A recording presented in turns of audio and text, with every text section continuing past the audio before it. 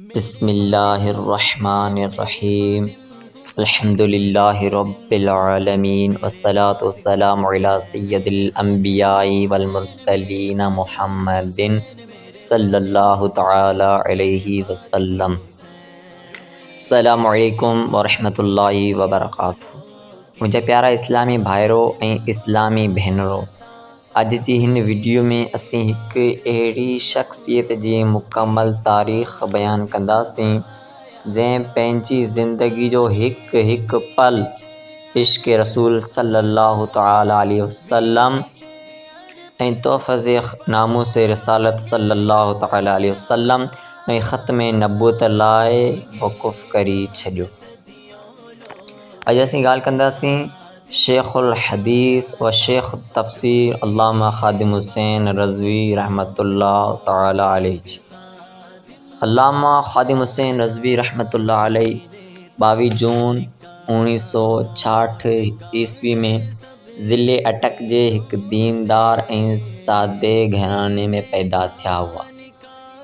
पाण नंढपण खां ई संदुनि तबियत में दीन सां मुहबत ऐं इल्म सां लगाव ऐं नबी करीम सल्लल्लाहु तआला अलैहि वसल्लम सां ख़ासि इश्क़ नज़र ईंदो हो। पाण नंढी उमिरि में क़ुरान पाक हिफ़्ज़ कयो, पोइ दर्स निज़ामी मुकमल कयो, हदीस नबवी सल्लल्लाहु तआला अलैहि वसल्लम के इस्लामी ऐं तफ़सीर में ख़ासि महारत हासिल कई। अल्लाह तबारक व तआला अल्लामा ख़ादिम हुसैन रज़वी के इल्म सां गॾु जुर्रत ऐं गैरत दीनी ऐं हक़ ॻाल्हाइण जो हौसलो अता कयो। तालीम मुकमल करण खां पोइ अल्लामा साहिब ओकाड़ा में जामा मस्जिद रहमतुल लिल आलमीन सां वाबस्ता थिया, जिते अल्लामा साहिब ख़तीब ऐं मुदरिस बनिया ऐं पोइ शेखुल हदीस जी हैसियत सां सुञाता विया। अल्लामा साहिब रहमतुल्लाह अलैहि जी ख़िताबत आम न हुई। हू जॾहिं मेंबर रसूल ते बीहंदा हुआ त लफ़्ज़नि मां बाहि निकिरंदी हुई ऐं दिलनि में इश्क़ रसूल जा लावा ॿरंदा हुआ। हू साफ़ साफ़ चवंदा हुआ त इस्लाम सिर्फ़ नाले जो न आहे, इस्लाम गैरत क़ुर्बानी ऐं नामूस रिसालत जान ॾियण जो नालो आहे। मुंहिंजा भाइरो 2017 ईस्वी में जॾहिं ख़त्म नबूवत सल्लल्लाहु तआला अलैहि वसल्लम जे हलफ़नामे में साज़िश थी, उन वक़्तु अल्लामा ख़ादिम हुसैन रज़वी रहमतुल्लाह अलैहि मैदान में निकिरी आया। फैज़ आबाद धरनो हुजे या इस्लाम आबाद जा रस्ता हुजनि, अल्लामा साहिब बग़ैर ख़ौफ़ जे ऐलान कयो त ख़त्म नबूवत सल्लल्लाहु तआला अलैहि वसल्लम ते को बि समझोतो क़बूल न आहे। अल्लामा साहिब खे जेलूं ॾिनियूं वियूं, केस अल्लामा ते ठाहिया विया ऐं बीमारी वधी वई, पर अल्लामा साहिब जो मौक़ुफ़ न बदिलियो।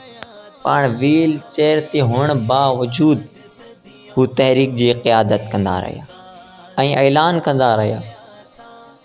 अल्लामा ख़ादिम हुसैन रज़वी रहमतुल्लाह अलैहि फरमाईंदा हुआ त मुंहिंजी जान वञी सघे थी, पर नामूस रिसालत सल्लल्लाहु तआला अलैहि वसल्लम ते आंच न अचणु ॾींदुसि। अल्लामा ख़ादिम हुसैन रज़वी रहमतुल्लाह अलैहि तहरीक लब्बैक या रसूल अल्लाह सल्लल्लाहु तआला अलैहि वसल्लम जी बुनियाद विधो, जंहिंजो मक़सदु सिर्फ़ ऐं सिर्फ़ तोहफ़ज़ ख़त्म नबूवत सल्लल्लाहु तआला अलैहि वसल्लम ऐं इश्क़ रसूल सल्लल्लाहु तआला अलैहि वसल्लम जो पैगाम अहम करणु हो। इन ख़ासि तौर अल्लामा ख़ादिम हुसैन रज़वी नौजवाननि खे जाॻायो।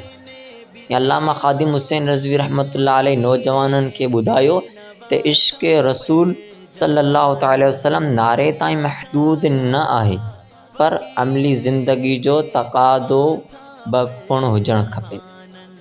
मुंहिंजा इस्लामी भाइरो, अल्लामा साहिब सख़्त बीमारी, दिलि जा अर्ज़ा ऐं व्हील चेयर अल्लामा साहिब खे रोकी न सघिया।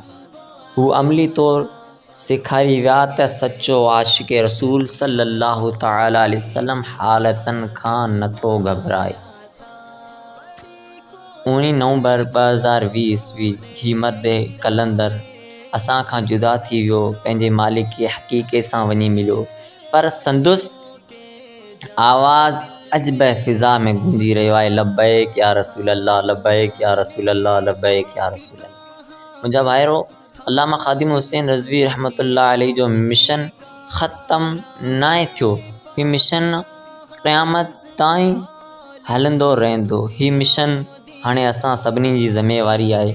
अचो त अॼु खां पोइ असां अहद करियूं था त असीं ख़त्म नबूअत सल्लल्लाहु तआला अलैहि वसल्लम ते पहिरो ॾींदासीं ऐं नामूस रिसालत जो दिफ़ा कंदासीं ऐं इश्क़ मुस्तफ़ा खे पंहिंजी ज़िंदगी जो मक़सद बनाईंदासीं। अल्लाह पाक असां सभिनी खे अल्लामा ख़ादिम हुसैन नज़वी रहमतुल्लाह अलैहि जे नक्श कदम ते हलण जी तौफ़ीक़ अता फ़रमाए। आमीन या रब्बल आलमीन। वमा अलैना इल्लल बलागुल मुबीन।